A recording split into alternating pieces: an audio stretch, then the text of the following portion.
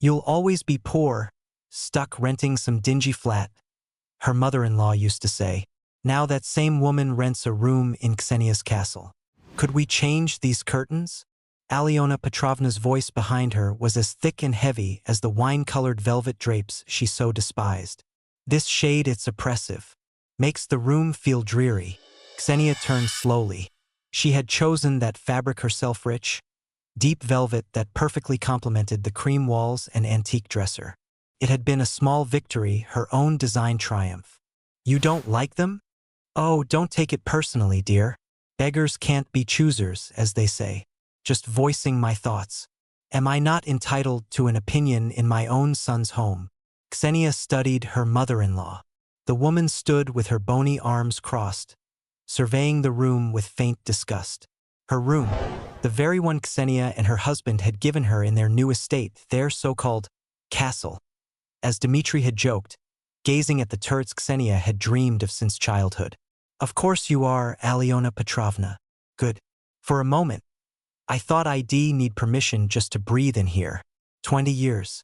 2 decades had passed, yet nothing had changed. Only the backdrop was different. Once, it had been a rented one-bedroom flat with floral wallpaper. Now it was a sprawling home, every inch earned through their hard work. I just want a bit of coziness, Alyona added, running a finger along the polished dresser. Dust. Needs wiping. Not that you'd notice, you and Dmitri spent so many years in other people's hovels. Something tightened inside Ksenia. Not pain, just familiarity, like phantom aches in a long amputated limb. She remembered the day they moved into their first flat, small on the outskirts with a leaky tap and creaky floorboards. They had been giddy with happiness. Then Alyona arrived. She took one look at their modest life, pressed her lips together, and delivered her verdict not to her son, but straight to Ksenia. You are poor and you'll drag him down with you. Mark my words. You will never have anything of your own. Ksenia had stayed silent then. What could she have said?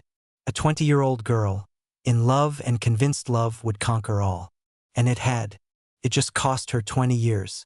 2 decades of relentless work, sleepless nights, pawning 2 engagement rings, and 1 risky IT venture that finally paid off.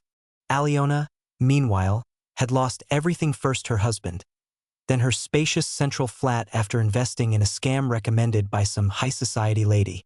The hunger for easy money and status left her with nothing.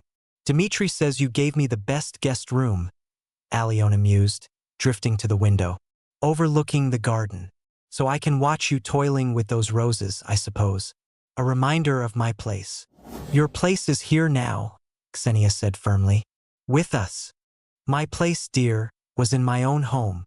This is temporary charity.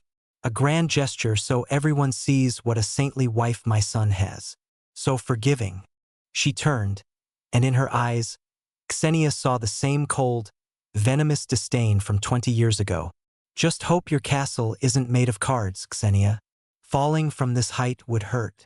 That evening, over dinner, Alyona circled back to the curtains subtly, addressing only Dmitri. Dmitri, love, I've been thinking you're a man of status now, running your own company. Clients must visit. The house should reflect that. These dark rooms, they're oppressive. Ksenia set down the salad. Her hands didn't shake. She'd learned that long ago. Mom, we like it, Dmitri said gently. Ksenia chose everything. She has brilliant taste. Practical taste, Alyona corrected, bestowing a patronizing smile. Durable, unfussy, a virtue in lean times. But now you can afford lightness, elegance. I have a decorator friend Brilliantho could advise. Ksenia felt cornered. Refuse and she'd be stubborn, uncaring. Agree, and she'd concede her own taste worthless. I'll think about it, she replied evenly. Nothing to think about, dear. Best act before the whole house drowns in this bourgeois dreariness. The next day, Ksenia walked into the kitchen and froze. Her spice jars, collected from around the world, arranged just so, had been shoved aside. In their place stood Alyona's porcelain tea set, the last relic of her old life. Just tidying, Alyona said behind her. Your clutter was chaotic. A man needs order at home. It soothes him. Ksenia silently moved her spices back. You shouldn't have. I'd have done it. Oh, I'm sure. You always do everything yourself. Strong woman. But strong women make weak men. You carried everything, so Dmitri never had to. He should have been the leader from the start. The blow landed deep. All those years coding beside him, sleepless nights, pitching investors erased in a sentence. Apparently, Shed weakened him. That evening, she tried talking to Dmitri. He listened, hugged her. Ksenia, come on. She's old, she's lost everything. She just wants to feel useful. Are jars really worth fighting over? It's not about the jars, she snapped. It's her erasing everything I am. He sighed. She doesn't know you yet. Give her time. He didn't understand. He loved her, but he didn't see the poison in his mother's words. He saw her tragedy, not her cruelty. That night, Ksenia stared at her garden, every rose planted by her hands. This house was her fortress, proof Aliona had been wrong. Now the enemy was inside, and she wouldn't leave. She'd take this victory too. Enough. The breaking point came on Saturday. Returning home, Ksenia heard unfamiliar voices on the terrace. Aliona sat in her favorite chair, gesturing to a sleek woman. An alpine rock garden here. Those old-fashioned roses must go. A lawn open modern. Ksenia froze in the ivy-covered archway, unseen. Genius. The stranger, the decorator, purred. This place lacks sophistication. Well, transform it. Dmitri will adore it. Something inside Ksenia snapped. Quietly. Finally. Her garden. Hers. Every bud nurtured. Every disease fought. Not just plants, her creation.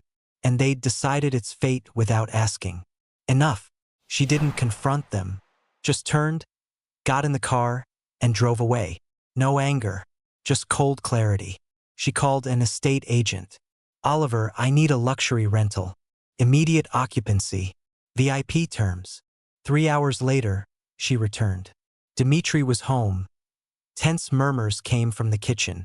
She placed keys and a contract on the table. Good evening. Aliona, Raisa. Discussing my garden. I see. Raisa flushed. Aliona stiffened. Just sharing ideas, dear. For everyone's benefit. Of course. Ksenia smiled. Ice in her voice. Dmitri, I've solved the problem. He blinked. What problem? Your mother's discomfort. She's right, she needs her own space. She opened the contract. A luxury apartment. 10 minutes away. Viewings tomorrow at 10. All arranged. Silence. Dmitri looked between them, speechless. Aliona paled. You're throwing me out. Hardly. Ksenia's smile didn't reach her eyes. I'm giving you freedom. From my curtains, my spices, my roses. Decorate however you like, well, cover it. A flawless move. Not an evict Iona gift. Refusing would admit it was never about comfort but control. Dmitri tried laughing it off. Ksenia, love, this is absurd. Mom. She didn't mean. Aliona cut in, voice sharp. You'd allow this? Your own mother. Cast out. It's my home too, Ksenia said calmly. And I'm not casting. I'm upgrading. That night, Dmitri pleaded for compromise. She packed Aliona's things as he spoke. 20 years, Dmitri. 20 years of her telling me I'm nothing. You heard curtains. I heard my life being trampled. She faced him. This house is our fortress, not a battleground. Choose. He fell silent, understanding at last. The move took 3 days.